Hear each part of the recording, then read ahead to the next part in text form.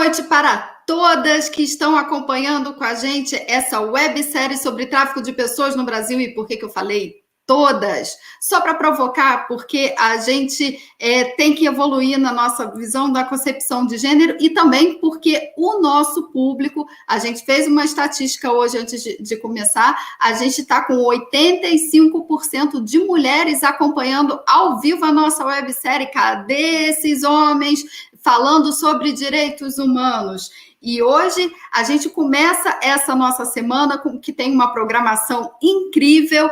A gente tem debates até quinta-feira, temas muito interessantes. E hoje a gente começa falando sobre o conceito de trabalho análogo ao escravo, o que a gente ainda tem que aprender e onde a gente precisa evoluir sobre esses conceitos. E para esquentar essa noite de inverno, para a gente se sentir mais acolhido e quentinho, vamos para uma pílula do conhecimento e a gente já volta.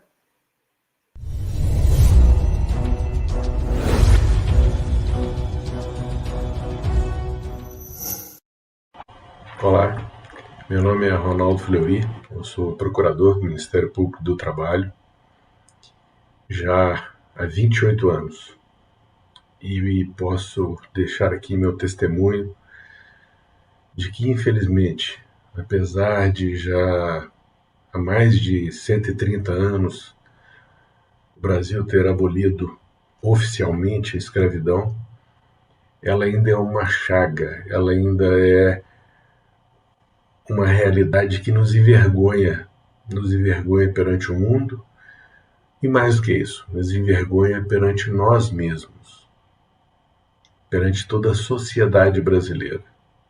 É importante que toda a sociedade, todos os cidadãos, todas as cidadãs tenham consciência que neste exato momento, brasileiros e brasileiras estão sendo escravizados por seus empregadores. O Ministério Público do Trabalho já atua nessa área de combate ao trabalho escravo há mais de 20, 25 anos. E, infelizmente, apesar de todo o trabalho, nós ainda constatamos por diversas vezes situações absolutamente absurdas, como recentemente nós temos visto de trabalhadoras domésticas trabalhando há 40, 50 anos para a mesma família, sem receber absolutamente nenhuma remuneração financeira. Pessoas que chegaram nas casas para trabalhar, ainda adolescentes ou crianças, com a velha desculpa de eu vou pegar para criar, para ajudar, quando na verdade querem apenas uma mão de obra barata, ou até, como a realidade tem nos demonstrado, uma mão de obra gratuita. Querem explorar as pessoas, explorar o trabalho dessas pessoas, sem que haja a justa remuneração. Muito se tem dito também sobre o trabalho escravo, procurando banalizar o trabalho escravo. Se tem dito que qualquer coisa, hoje os procuradores, os auditores fiscais já querem logo dizer que é trabalho escravo. Colocaram uma vez, o ex-presidente Temer colocou que, por conta de uma saboneteira, falta de uma saboneteira, um fazendeiro teria sido autuado por trabalho escravo. O atual presidente Jair Bolsonaro também, certa vez, disse que um fazendeiro teria sido autuado por trabalho escravo apenas por fornecer aos seus trabalhadores colchões de pequena espessura. Não, o trabalho escravo é muito mais do que a questão da saboneteira, é muito mais do que a espessura de um colchão. A realidade que nós constatamos no nosso dia a dia são trabalhadores dormindo em barracões de lona, sem qualquer estrutura humana, sem um mínimo de conforto, um mínimo de condições de saúde, condições de higiene, trabalhadores que têm que tomar banho, fazer as suas necessidades nos rios, no meio do mato, trabalhadores que não têm uma água potável para beber, e trabalhadores que passam anos sem receber seus salários. Essas realidades que nós constatamos, esse tipo de exploração, nós encontramos exemplos na internet, vários documentários. Eu trago aqui, por exemplo, um documentário que é muito interessante, feito em parceria do Ministério do Trabalho e a Organização Internacional do Trabalho, chamado Precisão. A gente encontra ele no YouTube. Precisão no sentido de necessidade. E por que desse nome? Porque a realidade, o motivo, o porquê dos trabalhadores se submeterem a essas condições, os trabalhadores serem aliciados para o trabalho escravo, é por precisão. São trabalhadores que necessitam de dinheiro, necessitam de emprego para sustentar suas famílias.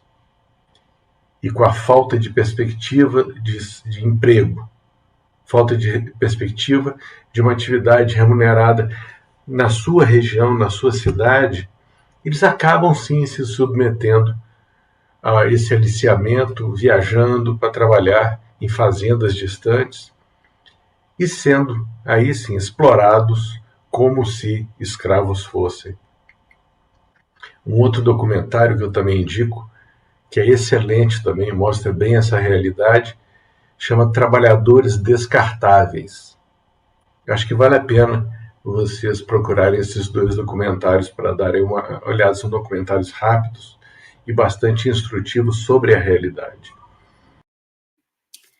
Muito, muito obrigada, doutor Ronaldo, que trouxe aqui para a gente dicas e reflexões sobre o trabalho escravo nessa pílula do conhecimento. A pílula, a gente intercala um pouco do nosso curso de EAD, um pouco dos conceitos trazidos pelos alunos da Clínica de Trabalho Escravo e Tráfico de Pessoas da UFMG, um pouco de convidados para ficar bem bacana e trazer conceitos aqui para vocês. E para esquentar e começar a nossa noite, eu quero agradecer a todo mundo que está aqui com a gente ao vivo no chat, registrar aqui a presença das coordenadoras dos núcleos de enfrentamento ao tráfico de pessoas, Josélia, Jeane, Lívia, Vanessa, Aline, da Coetrai do Maranhão, Projeto Vez e Voz, a querida Maria José, toda a equipe da Asbrad, a doutora Andréia Gondim, doutora Cristiane Esbalqueiro, que são as idealizadoras do projeto Liberdade no Ar, do MPT, que deu origem a essa websérie, e também agradecer a nossa equipe, porque ninguém trabalha sozinho, e a gente tem uma equipe muito fera que está aqui com a gente, e eu quero agradecer em especial ao Sadi e à Adassa, que são os nossos voluntários que estão aqui já colocando o link para os certificados. A gente já está com o QR Code aqui na nossa tela, e também a Focus Imagens, que são os nossos técnicos, e eles têm uma curiosidade que eles trabalharam com o doutor Ronaldo num projeto em 2015 que eles acompanharam durante o Nordeste inteiro diversas fiscalizações do trabalho e filmaram e produziram conteúdos nessa luta do trabalho escravo. Então, quem quiser fazer lives, a gente faz 18 lives e é muito trabalhoso, isso seria impossível não fazer. A gente realmente recomenda que use a equipe da Focus, porque eles são muito, muito 10. E, sem mais delongas, vamos chamar o nosso primeiro convidado dessa noite. Muito boa noite, professor Ricardo Rezende. Boa noite, um prazer. Ele, eu acho que é impossível alguém que trabalha com o tema do tráfico de pessoas, trabalho escravo no Brasil, não conhecer, mas a gente tem muita gente nova aqui acompanhando a nossa websérie. É impossível olhar o tema do trabalho escravo no Brasil sem procurar as bibliografias do professor Ricardo. Ele é um grande responsável, assim, é muito bom a gente ter essas pessoas que, além de pesquisador, ele é um grande ativista nos direitos humanos, anos, e ele é o grande responsável tanto pelo conceito, tanto para trazer esse tema do trabalho escravo na academia, e hoje a gente tem uma série de teses, de dissertações, e é validado no mundo todo, mas quando ele começou, nem a academia não aceitava falar desse tema. Então, assim, é uma honra ter o senhor aqui mais uma vez com a gente na websérie, e eu queria que o senhor começasse a falar um pouco disso. A gente tem aqui pessoas que já entendem muito do tema, mas também tem gente nova que está embarcando aqui, pegando ideias para pesquisa, tudo. Vamos falar um pouco do conceito mesmo de trabalho análogo ao escravo e, na visão do senhor, quais são as lacunas que a gente tem hoje, tanto na implementação de políticas públicas quanto no exercício da lei. Muito boa noite, a palavra é do senhor. Boa noite, é um prazer estar aqui com você, Graziela, com essa equipe toda. É um prazer também estar, né, na mesma mesa com a Daniela Miller, foi muito bom isso. E sobre o conceito, né, eu me lembro que durante muito tempo se discutiu o que é esse negócio de trabalho escravo. Existe trabalho escravo? E se existe, o que é? Né? Porque em 1888 teve a abolição, mas e aí? Existe ou não existe? Essa discussão não havia na literatura, por exemplo, se escrevia muito sobre o tema e se usava sem problema a categoria escravidão. Mas na universidade, no meio jurídico, não. No meio jurídico tinha o artigo 149 do Código Penal que falava do trabalho análogo a escravo. Tinha, então, esse artigo. Mas não dizia nem que era análogo, nem que era escravo. E não se punia ninguém. Não havia denúncia, não havia sentença. Era uma lei morta, uma lei que feita em 1940, mas não tinha aplicação na prática.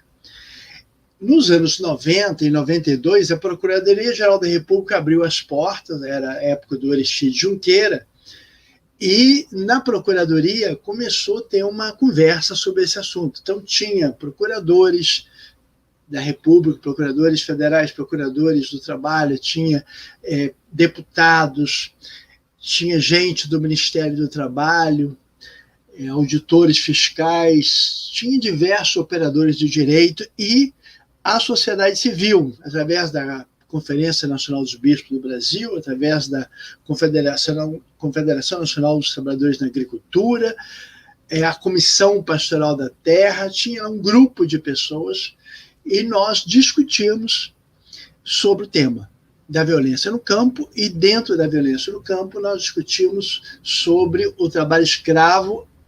Naquele momento era especialmente na Amazônia. E o trabalho escravo na Amazônia era acompanhado por muita violência. E alguns diziam, olha, não há condenação, não há denúncia, porque a lei não é clara. Então é necessário dizer com clareza de que se trata. Outros operadores do direito diziam, não, melhor não definir, porque definindo engessa, dificulta. Finalmente, houve, nessas discussões enormes, com participação de gente tão diversa, houve um texto que foi escrito, que é o atual texto do artigo 149 do Código Penal brasileiro.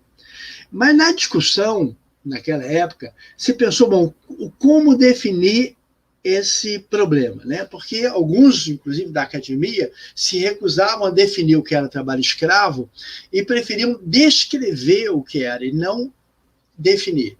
O Zé de Souza Martins, por exemplo, ele sempre se recusou a dizer o que era trabalho escravo. Ele descrevia uma situação que ele considerava trabalho escravo. Mas que descrição era essa? Era uma descrição onde tinha retenção da liberdade, onde tinha violência física. Esse era o jeito. Mas os operadores de direito e as pessoas reunidas na Procuradoria-Geral da República achavam que isso não era bom. Então, foi feito um texto onde os elementos que compõem o texto não são amarrados pela conjunção aditiva e, mas por uma alternativa. Então, basta um desses elementos para que haja a possibilidade tanto da denúncia quanto da condenação. E em que consiste isso? Qual é o conteúdo dessa definição? Então, diz, se houver trabalho forçado, esse é um elemento, mas ou se houver uma jornada exaustiva. Então, não é submeter alguém ao trabalho forçado e a jornada exaustiva. Tem uma conjunção alternativa, ou. Mas o que é jornada exaustiva? Porque, por exemplo, eu como professor fico cansado no meu trabalho. Evidentemente não é isso. É porque na jornada exaustiva, em algumas circunstâncias, o trabalhador adoece ou até pode morrer. Na cana-de-açúcar, no corte, por exemplo, da cana, o trabalhador, em função da atividade que ele exerce, estimulado pelo patrão, ele pode chegar a um ponto em que compromete sua saúde. Ou, né, quer sujeitando a condição degradante de trabalho. Isso é, se o trabalhador trabalhar, é tratado como coisa, como objeto. Né? Se eles ofendem a dignidade dele na forma como o tratam, por exemplo, onde ele vai dormir, as condições de moradia, as condições de higiene, né, as condições daquilo que lhe é oferecido para ele se alimentar, se essas condições forem degradantes, isso é considerado um trabalho análogo de escravo. Ou quer restringindo a sua possibilidade de locomoção. Ele não pode sair, não pode retornar ao seu local de origem, porque não tem um transporte para ir, porque ele é ameaçado, porque ele tem uma dívida que é a razão de mantê-lo preso, quem deve tem que pagar. Então, estes 4 elementos, mesmo independentes um do outro, configuram aquilo que é trabalho escravo. O artigo 149, ele é cristalino, ele foi feito, elaborado a partir de grandes reflexões. Ele não foi feito de qualquer jeito, ele foi bem pensado. Mas qual é o problema se a gente tem um artigo tão claro? Qual é o problema? Um dos problemas é que, apesar disso, tem juízes que, mesmo com essa clareza do texto, acham que só é trabalho escravo se houver o trabalho, por exemplo, forçado.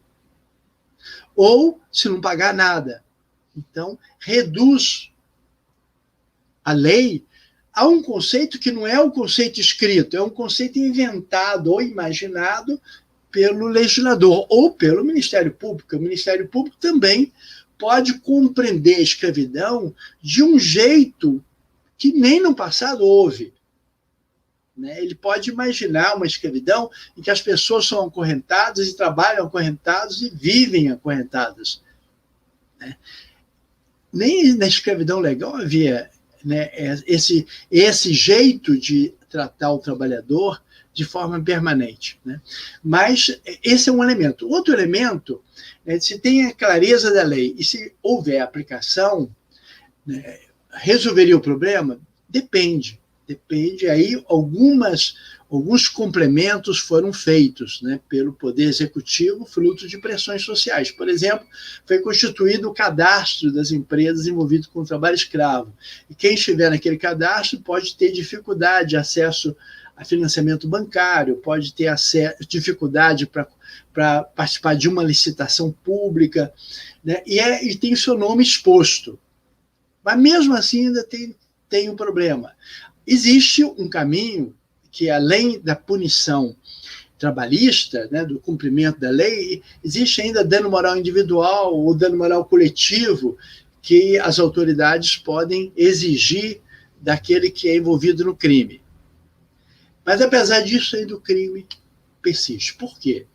Uma das razões é que, enquanto houver pobreza, enquanto houver miséria, enquanto houver pessoa desempregada, enquanto houver pessoas em situação de fome, a possibilidade do aliciamento para a escravidão persiste. Então, aí precisa de uma mudança mais estrutural. Você tem que mexer no problema de forma mais mais intensa, você tem que mexer na estrutura agrária do país, na questão da riqueza do país, você tem que mexer em outras coisas, tem que gerar emprego, tem que oferecer oportunidades de estudo, de diversificação na área do trabalho. Então, esse conjunto de elementos é que possibilitaria uma mudança. Mas e se o país fizesse isso, resolveria? Ainda tem um problema, que é o problema internacional. Porque não é um fenômeno só brasileiro a escravidão. A escravidão está no Brasil, está nas lonjuras da região amazônica, está ao lado da minha casa no Rio de Janeiro, ao lado da sua casa em Belo Horizonte ou em São Paulo, pode estar no comércio, pode estar num frigorífico, pode estar numa construção civil. A escravidão está em toda parte. Mas não é só aqui no Brasil. Esse é um fenômeno internacional. Nós temos esse problema em países pobres e em países ricos, em países centrais e em países semicentrais ou periféricos. A gente encontra esse fenômeno como um fenômeno internacional. E, além disso, a pandemia pode intensificar o problema. A revolução tecnológica também pode intensificar o problema. Então, essa terceirização persistente, que se faz na indústria, no comércio, a terceirização, que entrou na moda, esse jeito de se relacionar com o mundo do trabalho cria problemas e esses problemas geram a possibilidade de ampliação da escravidão, chamada escravidão contemporânea e ilegal.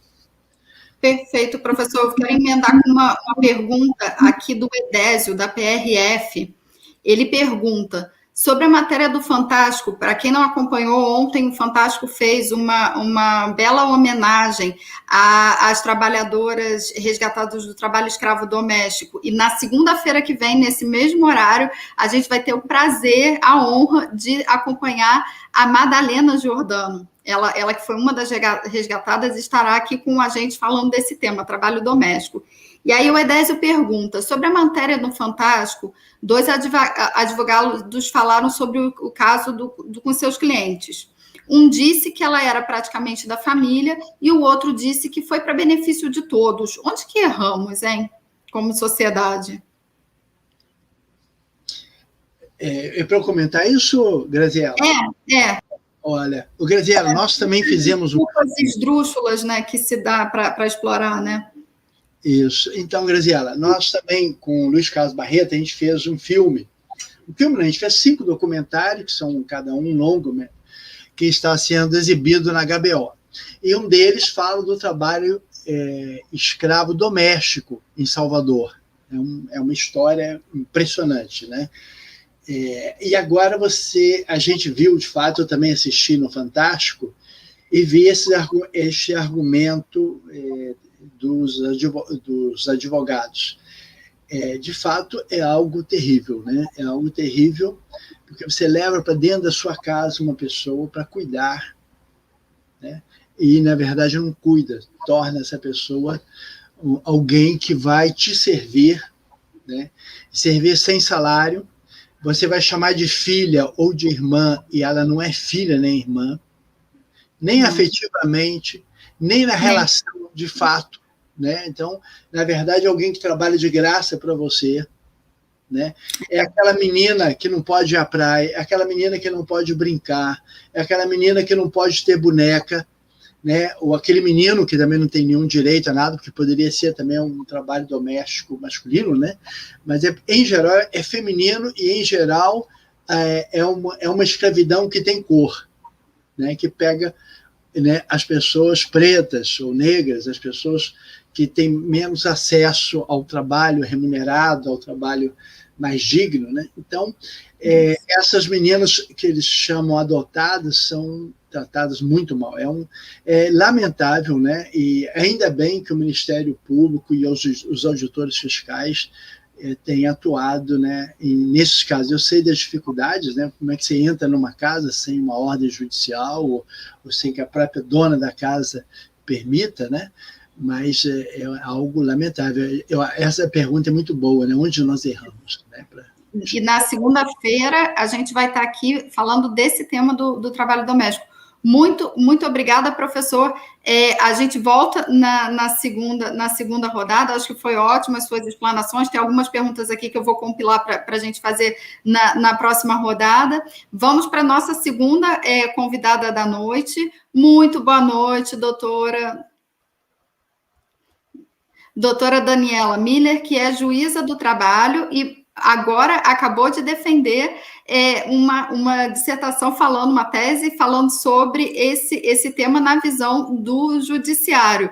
Então, primeiro, parabéns pela defesa, muito boa noite, muito obrigada por estar aqui com a gente já bateu mais de 120 pessoas, que são as nossas pessoas assíduas que estão aqui para a gente. Eu só quero registrar rapidinho a presença do projeto Ação Integrada do Rio de Janeiro, Instituto Todas as Marias, e os alunos da Faculdade Unemesp de Guarulhos, da professora Ossana, que estão aqui em massa acompanhando com a gente. Então, eu queria que a senhora falasse um pouco para a nossa audiência da sua visão, né, de como que a gente precisa avançar nessa compreensão do conceito de trabalho escravo e como que o judiciário tem visto isso. Muito obrigada. A palavra é da senhora. Obrigada, Graziela, pelo convite, pela oportunidade. Boa noite a todas e todos. Muito bom estar aqui. Vou tentar contribuir com esse tema. Uma felicidade rever o professor Ricardo, que foi meu orientador nesse trabalho. É muito interessante a pergunta que a Graziela fez, né, agora sobre essa colocação de que seria bom para todos, né? Só acho interessante que é bom para todos, mas a trabalhadora praticamente não tem nada, né? Não tem uma vida, não tem, enfim, condições, assim, e o outro lado tem uma casa, acesso, uma vida, né? Enfim. Eu digo isso porque eu acho que o mais importante do que a gente ficar esmiuçando a lei, né? Jurista tem muito essa mania de ficar descrevendo o que a lei diz, palavra por palavra, como se isso fosse uma verdade. Eu acho que primeiro, assim, sobre o conceito do trabalho escravo, análogo ao de escravo, é a gente pensar que estabelecer o que é, né, o que são as condições que configuram, é também estabelecer o que a gente aceita, o que a gente considera aceitável numa sociedade como um trabalho, como um contrato de trabalho ou como um trabalho livre, ou seja, estabelecer um limite a partir do qual não é possível considerar que aquilo seja um trabalho livre, né? Seja, como o professor Ricardo falou, seja porque aquela pessoa está sendo sugada, né? Há pouco tempo passou na TVT, está disponível no YouTube, o Homem que Virou Suco, né? Seja porque aquela pessoa está sendo espremida até a sua última força de energia, seja porque ela está numa condição absolutamente indigna, seja porque ela, de fato, não tem liberdade,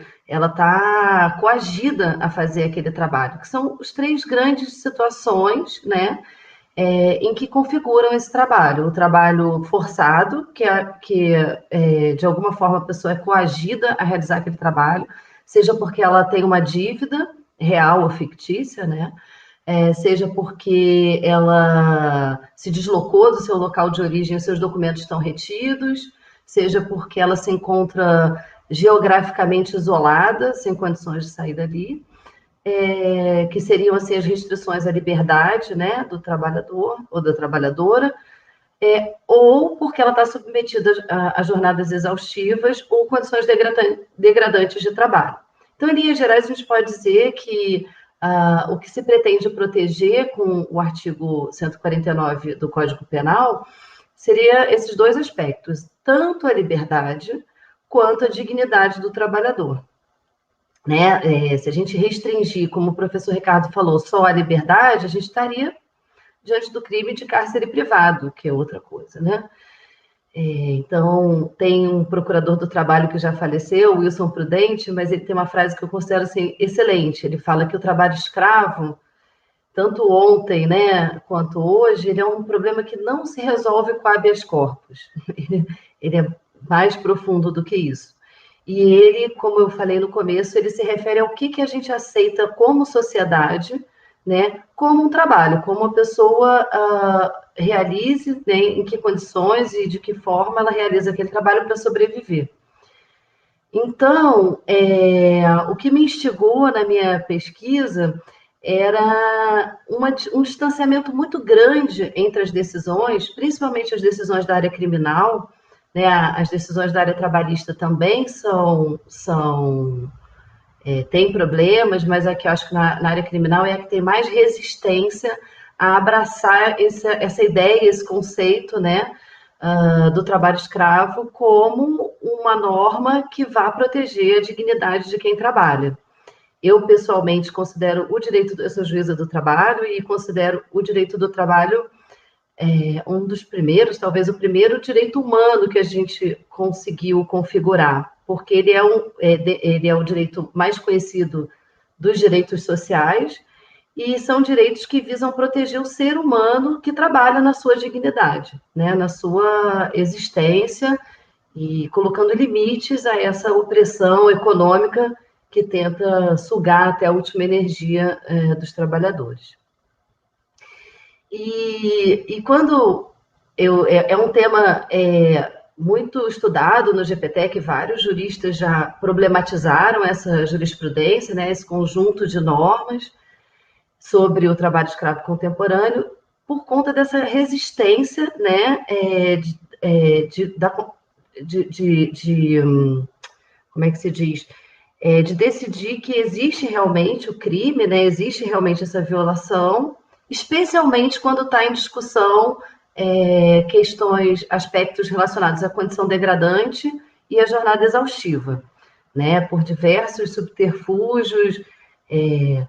Me lembra um filmezinho desses do Porta dos Fundos, eu estava pensando nisso aqui quando eu estava ouvindo o professor Ricardo, que é um filmezinho que eles estão ironizando a dificuldade dos homens, em geral, em ouvir as mulheres, né? Então, uma mulher, um casal, e a mulher fala, olha, a relação não está boa para mim, estou insatisfeita, porque estou sobrecarregada, e o homem fica, eu não estou entendendo. Aí ela fala assim, bem claramente, sabe? Mas é porque tá ruim, você me trata mal, e eu não gosto de ser tratada assim, mas não consigo entender o que você está falando. E, assim, me lembra um pouco essa situação, porque como o professor Ricardo já falou, a atual redação do artigo 149 do Código Penal, ela é propositalmente um artigo elaborado de uma forma bastante descritiva, bastante objetiva, até porque a sua intenção era superar uma dificuldade que a gente tinha antes de ter uma norma muito imprecisa. Porém, o impacto disso nas decisões judiciais foi pequeno, né, diante da expectativa. Claro que a partir de 2003 o tema ele entra mais na pauta do judiciário, embora o volume de processos em que se discute esse assunto seja muito pequeno, considerado com o conjunto, né, ele não temos um grande volume de ações em que se discuta denúncias, né, criminais. Eu vou centrar um pouco mais na área criminal, que é onde também a gente tem mais dados, né, para pesquisar. E dentro desse pequeno número, o número de condenações ele ainda é menor, ele é muito pequeno. Tá? Então, já não é um volume muito grande de ações, ou seja, de várias denúncias realizadas pelos auditores do trabalho, pela fiscalização, às vezes pela polícia rodoviária, né? Toda investigação de procuradores e procuradoras do trabalho e federais, o número que se transforma em ações judiciais propriamente dito já é pequeno. E desse número pequeno, o número de condenações é ínfimo. E entre as condenações, as penas são praticamente de pagamento de multa e doação de cesta básica. Claro que a gente poderia discutir se a punição criminal é o melhor caminho ou não, mas se a gente pensar que o Brasil é um dos países que tem a maior população carcerária do mundo, né, eu acho que já chama a atenção. Bom, e aí me instigava, assim, né? Por que essa dificuldade, vamos dizer assim, né? Porque se, como o Porta dos Fundos fala, por que eles não estão entendendo, né? Se a lei é clara e os casos são extremos, como eu disse, a partir de um certo limite, são casos que saem muito fora do que a gente vê no nosso dia a dia, né? Do mundo do trabalho. E aí, eu acho que é importante para entender, talvez um primeiro aspecto, é a gente entender que as juízas e os juízes, né, mais juízes do que juízes, nosso judiciário ele tem mais de 60% de homens, ele tem gênero, ele tem classe, ele tem cor, né? Ele não é um ser que está apartado do nosso mundo, e essa pessoa que tem uma história, um determinado lugar social, é que vai olhar aquela situação, né? Então, esse judiciário, ele é masculino, na sua maioria, ele é quase que absolutamente branco, e ele é oriundo das classes mais privilegiadas, né? Então, eu já considero que tem um olhar que carrega ali uma série de valores mesmo que já dificultam essa aceitação, acima de tudo, né, da configuração do crime. Vou tentar falar mais rapidinho aqui, né, Graziela? Tô no meu tempo já. Eu vou depois juntar uma pergunta. A senhora conclui, aí eu jogo uma pergunta. Tá bom, vou tentar falar bem rápido, porque eu acho que isso é interessante. O termo escravidão, essa palavra em si, ela é uma palavra muito difícil, muito incômoda, principalmente para as nossas elites, né? Desde a época em que houve a invasão dos europeus aqui, nesse território que hoje em dia a gente chama de Brasil, eles não chamavam de escravidão, eles chamavam de resgate. E aí tem muito a ver com a pergunta do Fantástico, porque eles estavam resgatando aqueles pagãos, aquelas pessoas selvagens, aquelas pessoas sem cultura. Então, olha que bondade, eles resgatavam, né? Então, convertiam ao catolicismo, davam outro nome, outra língua, e resgatavam ele daquela situação ali. O professor Ricardo tem alguns textos, quem tiver interesse tem na internet disponível, né? Depois, em 1824, quando tem a primeira Constituição, já tem ali um malabarismo para botar... A gente tem uma primeira Constituição que diz que todos são iguais perante a lei, mas tem... Né? Então, todo o tempo, então, assim, a partir de 1850 até 1888, que os movimentos e as lutas de abolição vão se intensificar, a elite não vai chamar de escravidão, vai chamar da questão servil. Então, todo o tempo a gente está tentando atenuar, é como se fosse muito difícil, né, para essa elite aceitar, né, olhar de frente e isso, enfim, persiste até hoje, né? Principalmente na condição degradante de trabalho, porque você tem que aceitar que determinadas condições e jornadas são indignas e nós não podemos aceitar que alguém tenha benefício econômico dessa forma. Perfeito. A Érica Sayuri, ela bota uma questão aqui que é curiosa, é uma situação hipotética, se seria possível uma situação que o trabalhador pode até ser registrado na CLT e ser considerado em condição de trabalho análogo ao escravo. Sim, ótima pergunta, sim, porque a gente tem já, claro, no trabalho que a gente chama de informal, né, que na verdade é o subemprego, o trabalho ilegal às vezes, né, porque deveria ter o registro, é muito mais frequente, com certeza.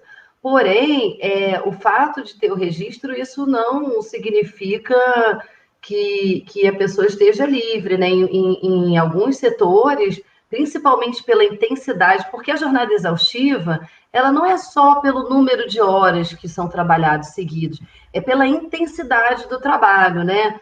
Aquele trabalho que exaure mesmo, que a pessoa não perde a sua energia. Então, o professor até colocou a questão do corte de cana, que é um exemplo assim mais conhecido, mas a gente pode pensar isso na nossa rotina urbana, né?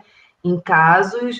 Tem um caso concreto que é pesquisado lá no GPTEC por uma pesquisadora de Brasília, se eu não me engano, não sei se eu estou trocando do Tocantins, que é de trabalhadores do turismo, de cruzeiros. Eram trabalhadores, inclusive, bem remunerados.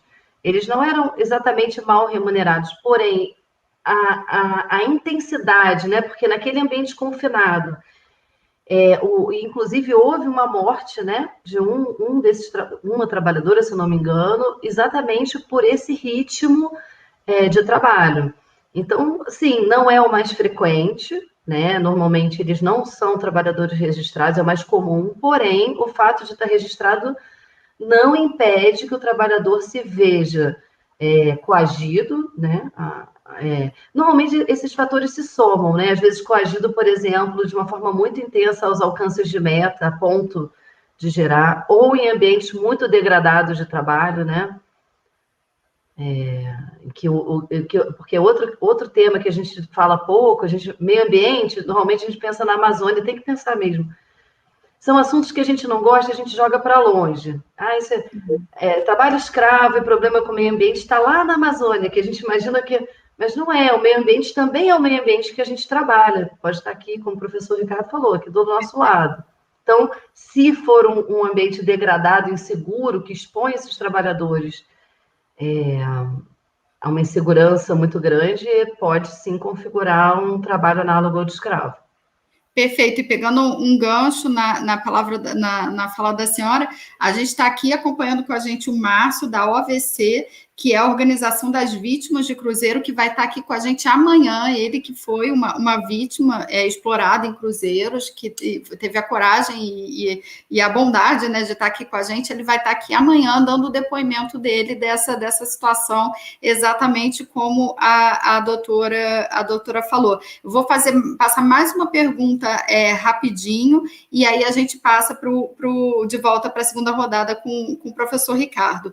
A Oishi, desculpa se eu não estiver pronunciando certo, pergunta: por que o judiciário entende que o pensionamento mensal tem natureza satisfativa e só pode ser pago no trânsito julgado? Como sensibilizar o judiciário para a causa?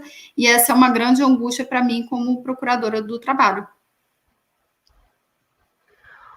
Olha, eu confesso que eu não sei se eu entendi direito a pergunta. Eu não cheguei a entrar em contato com esse tema do pensionamento. Se ela puder depois me esclarecer um pouquinho melhor, eu não entendi qual é a relação com o trabalho análogo ao de escravo. Sinceramente, desculpa. Desculpa, mas eu não... Desculpa, Oishi, tem uma mensagem anterior, desculpa, eu que comi bola aqui, agora eu vou explicar melhor. Trabalhei no famoso caso da doméstica de Alto em Pinheiros e ainda não conseguimos, apesar da sentença favorável, nenhuma verba para a trabalhadora que está em situação de vulnerabilidade novamente. Desculpa. Entendi. E aí ela diz do pensionamento... Acredito, sim, acho que eu já entendi. Sim, seria exatamente, é porque a gente tem uma possibilidade nas ações judiciais, acho que agora eu captei, de antes da decisão final, antes do julgamento, da palavra final, a gente conceder decisões que a gente chama de tutela de urgência, né? Que seria o caso, exatamente, a pessoa fica absolutamente sem condições de subsistência, de sobreviver, né? Porque, por exemplo... muitas decisões criminais de absolvição dos réus acusados de explorar trabalho análogo ao de escravo colocam assim, é um mero descumprimento trabalhista.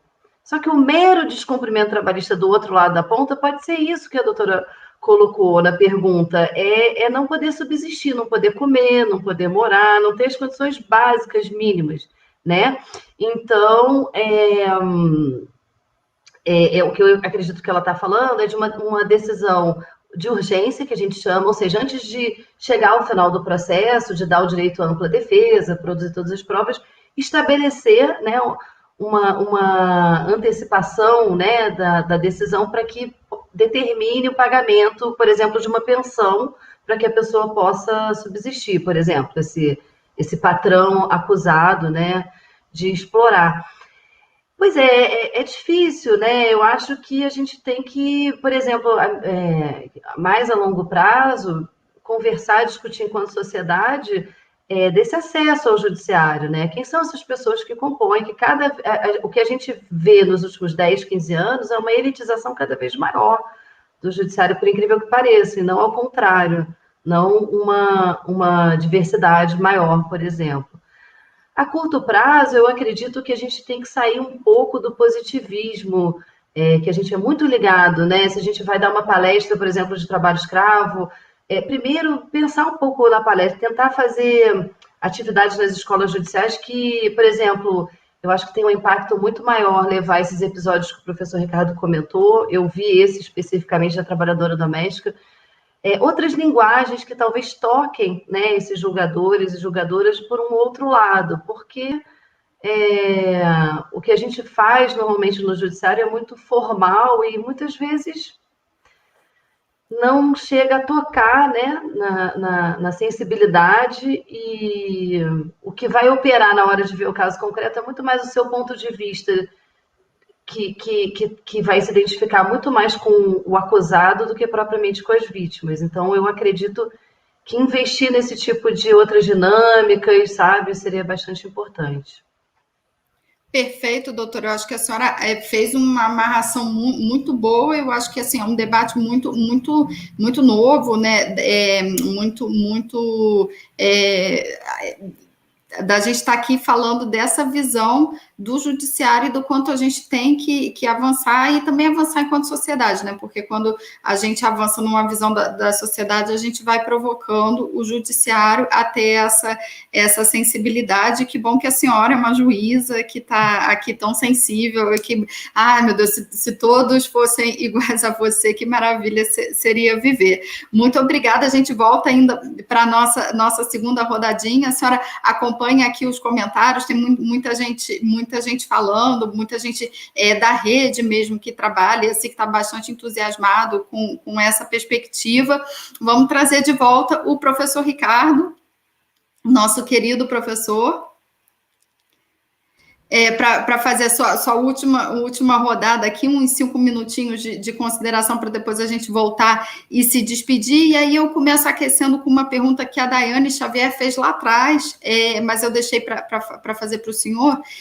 Como que a gente acompanha e avalia, né, esse tema do trabalho escravo, que ainda tem resistências e a rede tentando, não compreendendo o conceito da forma tão clara e tão cristalina que está aí, porque a gente sabe, como mesmo o senhor falou na primeira rodada, porque e aí completando com o exemplo que a doutora Daniela deu, é isso, né? Não compreende porque essa compreensão ela bate em conceitos arrigados, em interesses arrigados, então a gente ouve uma coisa e diz que não entende, né?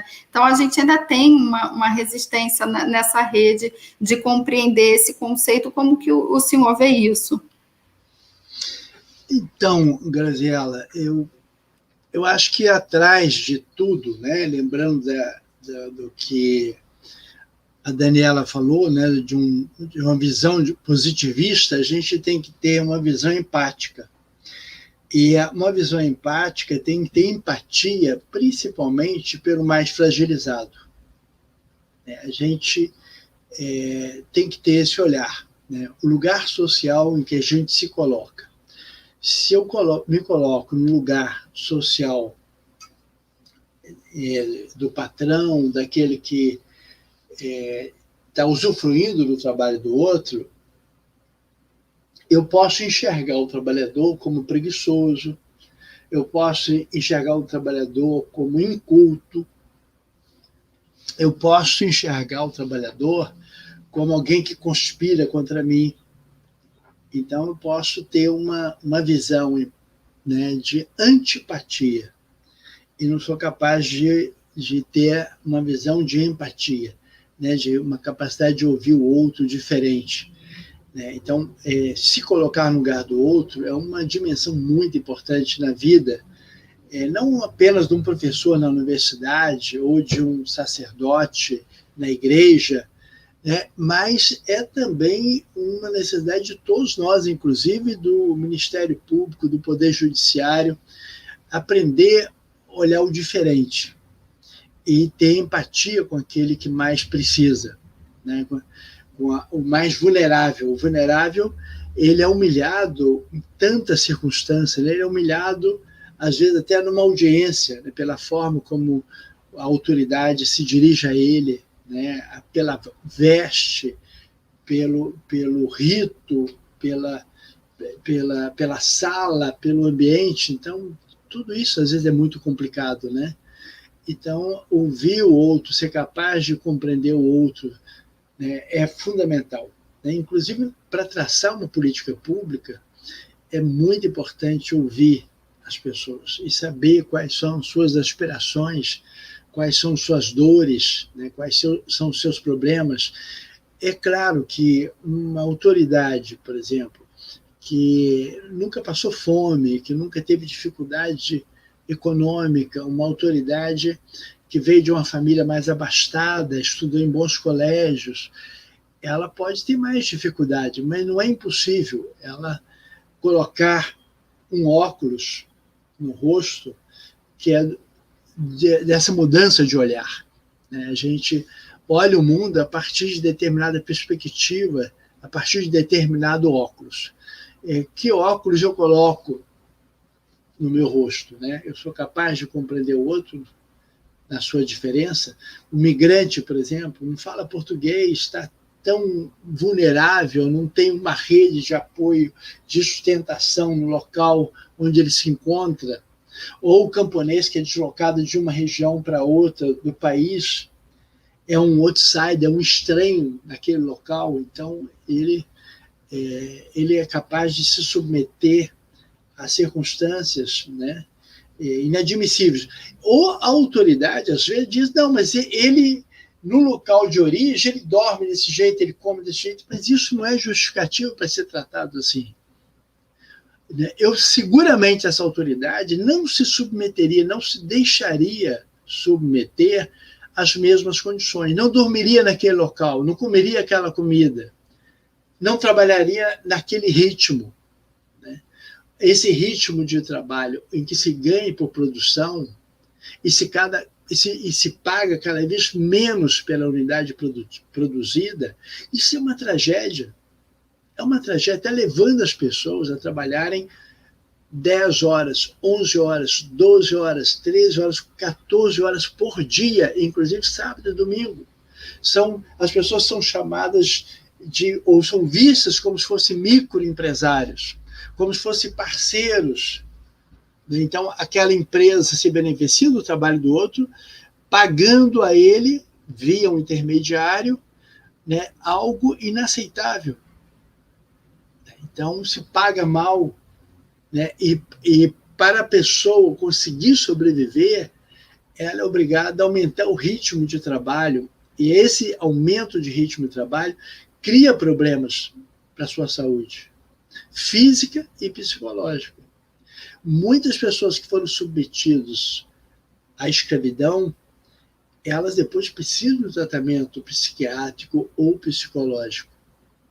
Né? O impacto é muito duro, muito grande na vida dessas pessoas. Né? Nós temos acompanhado aqui no Rio tantos casos, né, de pessoas em pastelaria, né, chineses em pastelaria, né, pessoas na construção civil vendendo coisas na rua, no trabalho doméstico, é tanta coisa. Né? E a gente precisa abrir o coração, né, para poder ser capaz de enxergar. O direito é construção social. E como construção social, Graziela, não pode retroceder, ele só pode avançar. Né? O próprio direito nacional e internacional considera isso. O direito social, o direito humano não pode retroceder. E aí, eu encaixar uma pergunta aqui que tem a ver com o que o senhor falou. A Ariane Albuquerque, ela pergunta, ela fez para a doutora Daniela, mas eu vou transformar para o senhor. Se o senhor acha que é possível que as propostas de leis que tentam alterar o atual conceito, o senhor acha que elas têm chance de avançar? Graziela, o parlamento brasileiro é muito conservador. Então, é conservador e patronal. Vamos olhar no parlamento brasileiro quantos indígenas temos, quantos negros temos, quantos operários temos, quantos camponeses temos, quantos poceiros temos.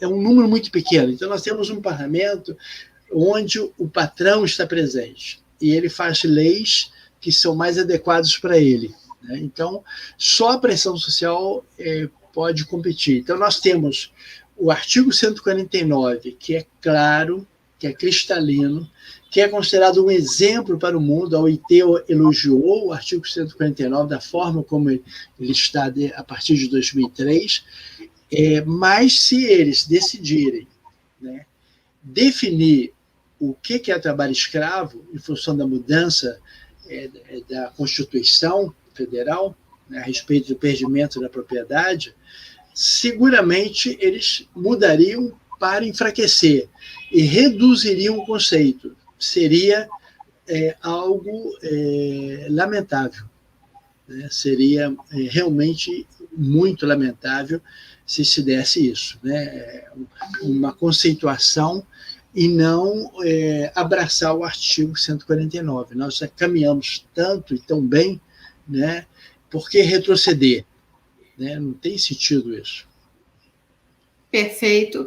E tudo é possível quando se diz em retroceder direitos humanos, né? Tantos direitos nós perdemos nos últimos anos que a gente nem imaginava. Eu acho que quando eu era jovem, aqui alguém falou que deu a minha tese, eu falei, não faz isso, eu era tão jovem, já tem quase 10 anos, a gente vai mudando o pensamento, a gente escreve uma coisa e a gente muda, né? Naquela época eu pensava que direitos eram assim, a gente conseguia, beleza, aí a gente consegue outro, a gente consegue outro. Eu não imaginava que a gente, de repente, dava uma marcha ré e falava, caraca, a gente perde tudo, né? E que desespero, né? Muito obrigada. É construção, mas também pode ser desconstrução. E assim, para construir, a gente leva 50 anos. Para destruir, é uma canetada. Vivemos esse mundo contemporâneo. A gente volta para a nossa despedida. Vamos ouvir agora as considerações finais da doutora Daniela. Que pena, está acabando. Esse é um daqueles debates que a gente ficaria aqui 20 horas falando, né? Uma horinha passa tão rápido, mas o objetivo da websérie ele é justamente esse. A gente não faz um seminário muito longo. Como a gente fica o mês inteiro de julho, é super cansativo e é quase um milagre a gente conseguir aqui nossas 120 e poucas pessoas que acompanham todo dia aqui com a gente. Então, assim, é uma horinha para botar a caraminhola na cabeça da sociedade e depois venham outros debates, pesquisa. Esse é o nosso objetivo.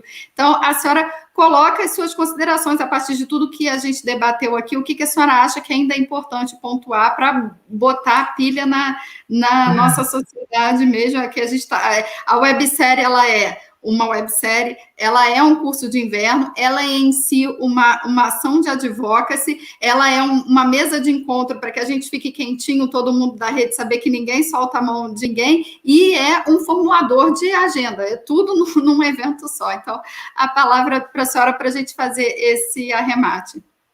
Obrigada, parabéns. Que bom que tem gente fazendo e participando, né? Que a gente continue, eu acho que isso é o mais importante. É uma maratona, temos que guardar o fôlego e não perder aí a motivação. Graziela, eu acho que não é só você, eu acho que todas e todos nós acreditamos muito nisso, né?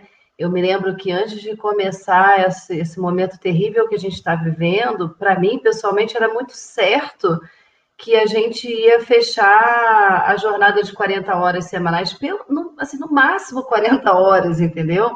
Quem sabe até 38, porque compartilha essa visão e, como o professor Ricardo colocou, os tratados internacionais dizem isso, né? Essa seria a intenção, que a gente só fosse construindo direitos além do que já estaria, que a gente acreditava que estava assegurado, né? Infelizmente, o que a gente percebe hoje é que não estava tão assegurado assim, infelizmente. Eu quero voltar continuar, na verdade, nesse tema, né? Que acho que foi a Ariane, se eu não me engano, colocou, e lembrar que a primeira reforma da lei é na sua interpretação. Não precisa mudar o texto da lei. O artigo 149 é uma grande lição sobre isso, né? Ele já ele é como se ele já tivesse uma restrição, uma parte dele não tivesse tido até hoje uma eficácia plena pela interpretação, simplesmente.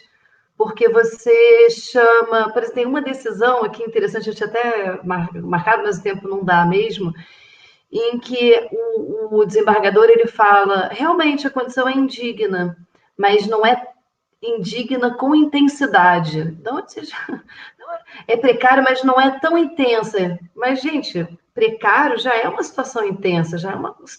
Né? Então, são subterfúgios, né, que a gente vai criando. E aí, por que eu digo isso? Porque a gente está, agora no segundo semestre, provavelmente vai voltar na pauta do STF, né, um caso de repercussão geral, em que o STF vai voltar a analisar o sentido de trabalho escravo contemporâneo. E repercussão geral quer dizer que eles vão formar um entendimento que nenhum outro juiz, né, em todas as instâncias, ele vincula todas as outras instâncias do Poder Judiciário. No momento, o que está vigorando no STF é um entendimento que foi exposto pela ministra Rosa Weber, no sentido do que eu e o professor Ricardo colocamos aqui, que essa proteção, ela não é uma proteção restrita à liberdade de locomoção do trabalhador, ela é uma liberdade ela é uma proteção mais ampla, que protege o trabalhador na sua dignidade também. Porém, mesmo no STF, esse voto já tem uns 7, 8 anos, se eu não me engano, esse tempo todo, de lá para cá, teve disputa. Não foi uma coisa pacífica, né? Então, muitas ações, por exemplo, os juízes, os desembargadores citam o voto vencido do ministro Gilmar Mendes, que é no sentido contrário, dizendo que só se praticamente a pessoa estiver acorrentada, com uma arma apontada na cabeça e sem receber salário, sem carteira assinada, enfim, né? Aquela situação muito extrema que poderia configurar, o que é um caso raríssimo, né, da gente ver no dia a dia. E a gente está com esse risco bem concreto, assim, né? Então, seria bem interessante, importante uma mobilização nesse sentido, né?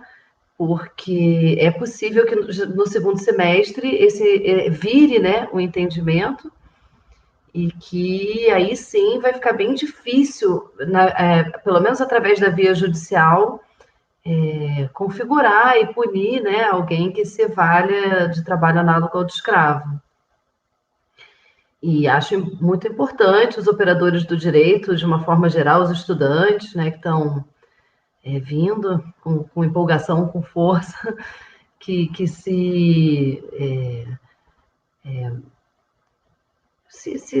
como é que se diz, se envolvam, e não só com esse assunto, com todos os assuntos de direitos humanos. O que a gente tem visto, infelizmente, é um grande retrocesso, né? Em nome, principalmente na área do direito do trabalho, né? Em nome de bons resultados econômicos, como se a gente pudesse negociar com certas situações da nossa vida, né? Como a segurança, como uma limitação de jornada, que, na verdade, é a garantia de que aquela pessoa vai ter um mínimo de vida, né? Porque senão ela vai ser só uma máquina de trabalhar e para enriquecer muito, muito pouca gente, né? Então, que tenha um equilíbrio social mínimo, né? A previdência, que a gente tem um risco muito grande. Esses dois são duas grandes áreas dos direitos sociais, né?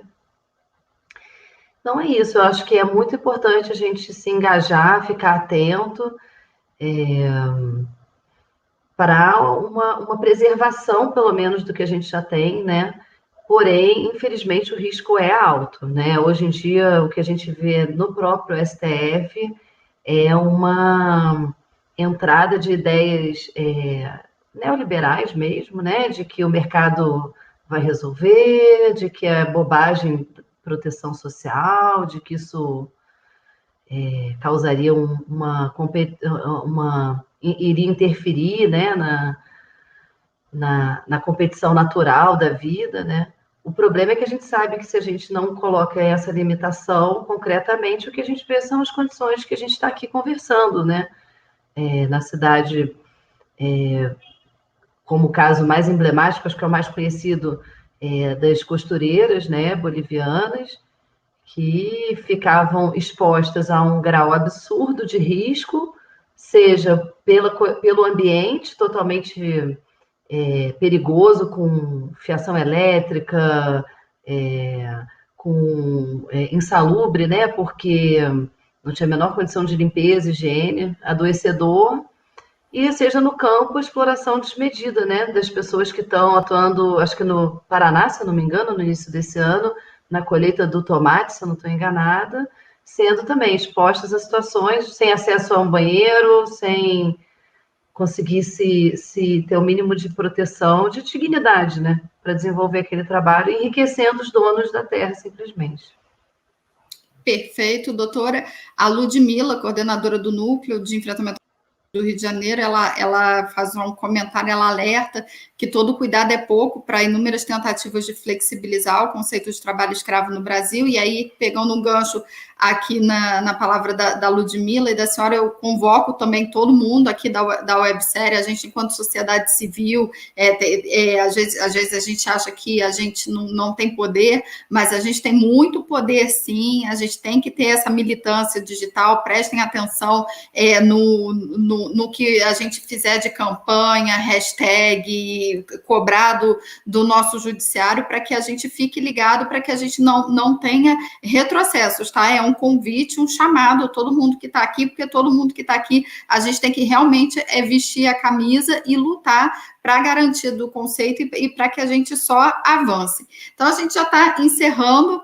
Eu quero agradecer a todo mundo que esteve aqui com a gente essa noite, especial a Rosita Milese, do IMH, que é a nossa aluna número 1. Ela não perdeu uma websérie do ano passado e não perdeu nenhuma desse ano. Ela entra, nem que seja só para dar um oi, e a gente fica muito, muito agradecido, sabendo de todo o lindo trabalho que ela faz pelos migrantes e refugiados no Brasil. É uma honra ter ela como a nossa aluna número 1.